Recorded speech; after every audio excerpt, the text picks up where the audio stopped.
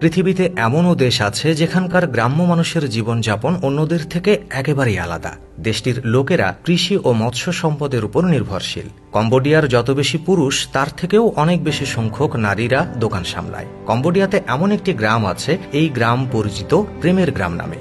সেখানে বাবা মারা ইচ্ছামতো অচেনা বা চেনা ছেলেদের সঙ্গে ভালোবাসা করতে দেয়, এমনকি তাদের একসঙ্গে সময় কাটানোর জন্য পয়সা খরচ করে আলাদা ঘরও তৈরি করে দেন। কম্বোডিয়ানরা বেশিরভাগ শান্তশিষ্ট, বন্ধুসুলভ।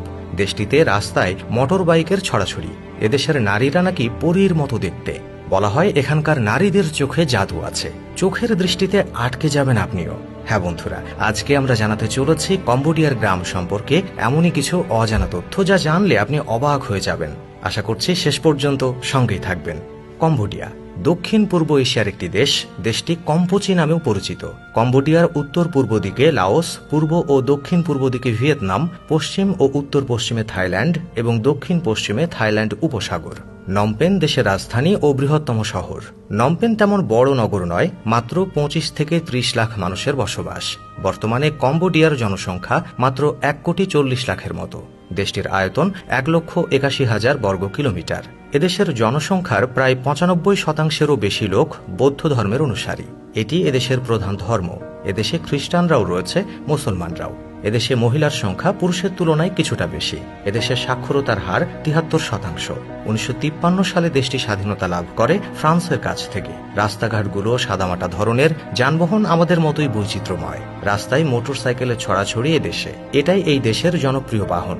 কম্বোডিয়ার মানুষ বেশ শান্তশিষ্ট আর বন্ধুসুলভ। পোশাক শিল্পের কারণে কম্বোডিয়ার অর্থনীতিতে ব্যাপক পরিবর্তন ঘটেছে। একই সাথে পর্যটন শিল্পেও ব্যাপকভাবে প্রসার ঘটেছে। এছাড়াও কম্বোডিয়ায় যা প্রচুর পরিমাণে মজুদ রয়েছে সেটি হচ্ছে তেল আর গ্যাস, যা প্রচুর পরিমাণে বৈদেশিক মুদ্রার যোগ ঘটাচ্ছে। এত কিছুর পরও কম্বোডিয়া পৃথিবীর দরিদ্রতম দেশ। এখানকার বেশিরভাগ মানুষ কৃষিকাজের সঙ্গেই যুক্ত আছে। কম্বোডিয়ার প্রধান নদী হচ্ছে মেকং, আর আছে বড় একটা হ্রদ। এদের প্রধান খাবার হচ্ছে ভাত আর মাছ। কম্বোডিয়ার বেশিরভাগ মানুষ বাস করে গ্রামে, অনেকটা আমাদের গ্রামীণ জীবনের মতোই। এখানকার নারীরা প্রধানত বাড়িতে কাজ করে আর পুরুষরা কঠোর পরিশ্রম করে। এখানে পর্যটকদের মূল আকর্ষণ হচ্ছে নদীতে বসবাসরত মানুষের আবাসস্থল দেখতে পাওয়া। কম্বোডিয়ার রত্নাগিরিতে বসবাস করে ক্রেয়াং মানুষ। কম্বোডিয়ায় ক্রেয়াংয়ের জনসংখ্যা হচ্ছে 23,000। এই গ্রামে ইচ্ছে মতো চেনা অচেনা ছেলেদের সঙ্গে ভালোবাসা করতে দেয় এবং যতদিন না সে তার পছন্দের পুরুষকে খুঁজে পাচ্ছে ততদিন চালিয়ে যেতে পারে ওই ভালোবাসা। মেয়েটির পরিবারের লোকেরা তাদের জন্য পরিবারের জমিতে একটি ঘর বানিয়ে দেয়, আর সেই বাড়িতেই রাত কাটাতে হয় বিভিন্ন যুবকের সঙ্গে। তার সঙ্গে উপযুক্ত জীবনসঙ্গী খুঁজে পাওয়ার পর ধুমধাম করে বিয়ে দেওয়া হয়। তবে বিয়ের পর সারা জীবন একটি পুরুষ নিয়ে কাটাতে হয়। আরেকটা মজার বিষয় হলো, তাদের অসুখ বিসুখে এখনও তারা তাদের আদি নিয়ম অনুযায়ী জঙ্গলের ঘাস পাতা দিয়ে ওষুধ তৈরি করে এবং চিকিৎসা কার্যে তা ব্যবহার করে। তো বন্ধুরা, কেমন লাগলো বৈচিত্র্যময় কম্বোডিয়ার এই তথ্যগুলো জেনে, সেটা অবশ্যই কমেন্টে জানাবেন। আজ এখানেই বিদায় চাইছি। এতক্ষণ সঙ্গে থাকার জন্য অসংখ্য ধন্যবাদ।